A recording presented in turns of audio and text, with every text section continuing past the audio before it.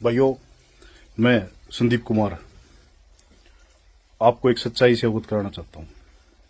और सच्चाई की कीमत बहुत बड़ी होती है। उसके लिए आहुति मैं पहले ही अपनी डाल रहा हूं। भाई भगत सिंह ने भी अपना त्याग कराया था। भगत सिंह ने भी अपना जीवन खत्म करना पड़ा जब यू देश जाग गया था। और आज यू देश जब जागेगा जब हम सच्चाई की राह पर कुर्बान होंगे, जब यू देश जागेगा। नहीं इतने यू देश जागे नहीं। एक भ्रष्ट पुलिस अफसर है जिसने सदर थाना मर्डर में इसने पैसे लिए। इसने राव इंद्रजीत को निकालने के लिए 50 करोड़ की डील कर रखी थी। जहां पे एक ईमानदार पुलिस अफसर जो इसके सामने अड़ा वो नरेंद्र बिजानिया था। जहां पे इन्होंने कभी भी इतने दिन पोस्टिंग रही, कोई भी इनको भ्रष्टाचारी तो छोड़ो भाई सब, मतलब यो आदमी तो इस आदमी था ईमानदार, अपनी तनख्वाह में गुजारा करनी है। इसने जो भला उसका दम मुलाजिमा का भला कराया। लेकिन आईजी जिस दिन तक पोस्टिंग हुआ उससे दिन तय इन्हें क्या कराया, इन अपने जातिवाद पे देखा भैया इस ऑफिस में जाति के इनको हटाओ, इनको हटाओ, इनको हटाओ। अपना ले जो करप्ट आदमी छाट छाट कर वो लगाने स्टार्ट कर दिए। उन आदमियों ने क्या कराया, फाइल जिनका उन्हें बेरा था भाई इस फाइल में कोई क्लेरिकल मिस्टेक है, कोई जिमनी रहेगी, कोई और चीज रहेगी, वह चीज करके न मुलाजिम बुलाए, टॉर्चर करें, पीछे मांगे। हाँ, महिला पुलिस कर्मियों का भी ट्रांसफर के नाम पे यौन शोषण हुआ वहां पे। इनकी जब सीडीआर आईपीडीआर चेक करी जाओगे आपको कन्फर्म हो जाएगा। मेरी बातों में सच्चाई है, बिल्कुल सच्चाई है मेरी बातों में, मैं झूठ नहीं बोल रहा किसी बात पे भी। इन्होंने वहां पे ऐसा कारम मचा दिया। अरे इस कोई मुलाजिम जंदा किसी तक भाई यह चीज कोई अर्ज मर्ज के लिए जंदा नहीं भाई, बाहर सुशील खड़ा पीछे दे भाई, पीछे दे भाई। अरे खसमो, थम न्याय की कुर्सी बैठे हो, थम क्या के पीछे मांगो भाई। एक आदमी पहले व्यापारी वर्ग एक बढ़िया है, बेचारा परेशान है वो, उसने पहले गुंडे जान तो मार की धमकी दे रही है, उसने बोला आगे नर थामो टॉर्चर करने लग रहे हो भाई।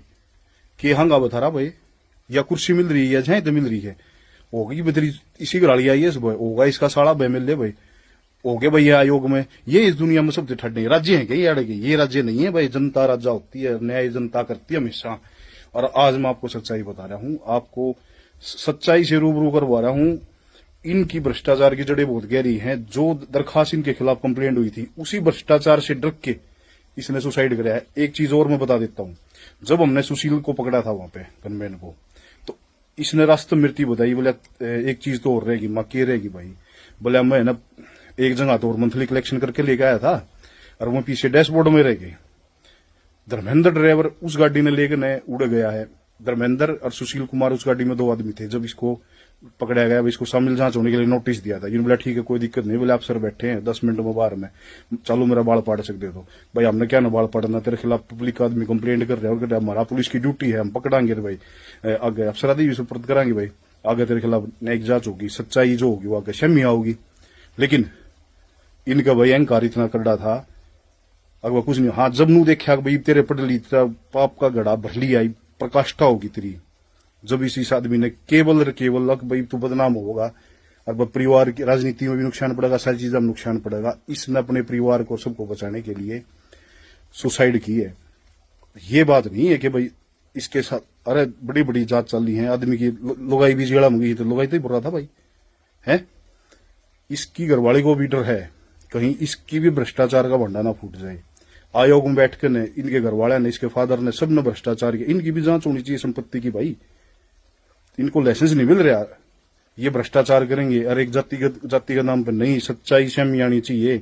इसने भ्रष्टाचार कराया था, परेशान कराया है सबको, इसने रिश्वत ली है, भ्रष्टाचारी आदमी था यो।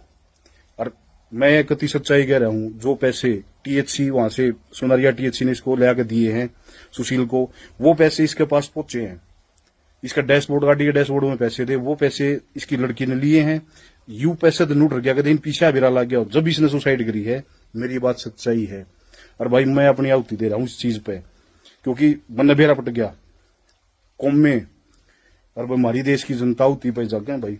कोई बात ना भाई, मेरे तो दादर भी देश खातर लड़े हैं भाई, पोता भी लड़ पड़ा कि मैं बात कौन है। हाँ, परिवार के लिए फक्र, मैं अपने को फक्र महसूस करता हूं कि मैं ईमानदारी के साथ खड़ा रहा हूं। मैं ईमानदार आदमी था, ठीक है। अगर मैं ईमानदार नहीं होता तो मेरा बैंक के वो करवा के देख लो मेरे सिर पर कर्जा से, ठीक है। इसी कोई बात को ना, लेकिन हिम्मत है, वो अपने बच्चे ने पढ़ाने लग रहा हूँ, सारी चीज करने लग रहा हूँ, मैं सक्षम हूँ, एक जमींदार का बेटा हूँ। लेकिन मैं यूं नहीं भ्रष्टाचारी हूँ। मैं भाई मैं भगत सिंह का फैन हूँ और भगत सिंह पर गाइस हूँ।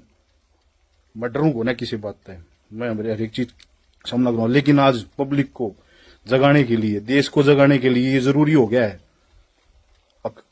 इस सच्चाई की लड़ाई में पहली आवती में, अरे इतना ईमानदार आदमी रहे जो डीजीपी रहे, अरे या ये लोग भी, अरे ये जो काले को हुए बैठे हैं, ये केवल इसलिए अब यो चला जा रहा हम फिर खुली मलाई खावा, कति खुली मलाई खावा।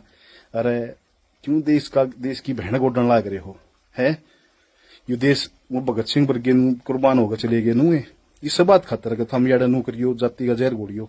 आज उन जो जिंदे होंगे तो शर्म आंदी, हम किन आदमी खातर लड़के हैं, किन आदमी खातर लड़के? पूर्ण कुमार वर्गे आदमी खातर, इसी घराड़ी खातर जो भ्रष्टाचारी हैं, जो आयोग में बैठे हैं, इसके रिश्तेदार, वो सारे केवल इसी चीज का प्रेशर और जातिगत रंग देने की कोशिश लिए कर रहे हैं। क्योंकि ये भ्रष्टाचार की जो देखो, उस परिवार को एक व्यापारी आदमी है, जुर्म के खिलाफ उन्हें लड़ने की साहस करे है, उसको दबाया जा रहा है, उसको दबाया जा रहा है। उसकी सच्चाई को कोई नहीं सामने लाना चाह रहा।